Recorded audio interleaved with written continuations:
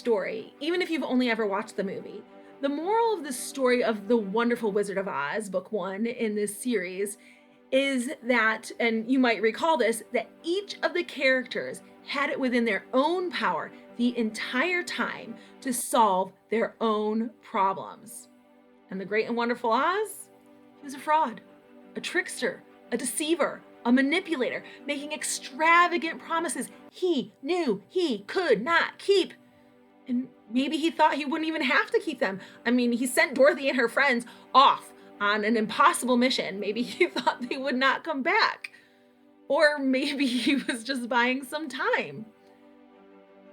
But in today's world, we can liken the Great and Wonderful Oz to the way Americans view our government as this all-powerful entity who can solve every single one of our problems, from bullying and racism to gun violence, mass shootings, the economy, our health, right? And they make these extravagant promises they know they can't keep, deceiving us into believing they do have the power to solve all our problems. Yet it was the Great Oz who needed Dorothy to go destroy the Wicked Witch. And in fact, in the book version, Dorothy is the one that sews together the balloon that allows the wizard to leave the land of Oz, so he no longer has to be a deceiver, and gets him home to Kansas.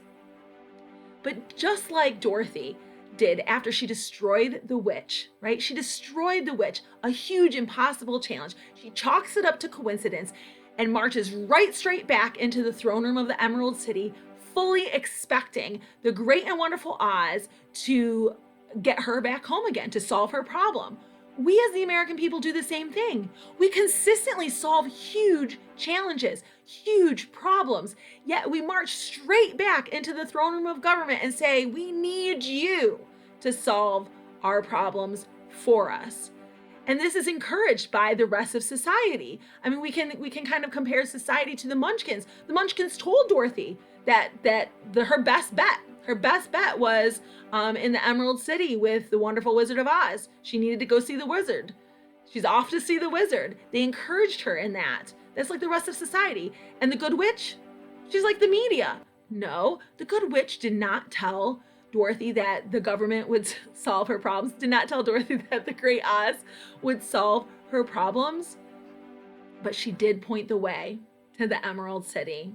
And she sealed Dorothy with a kiss, which boosted her confidence that she was doing the right thing. She made Dorothy feel good about going to the government for an answer to her problems.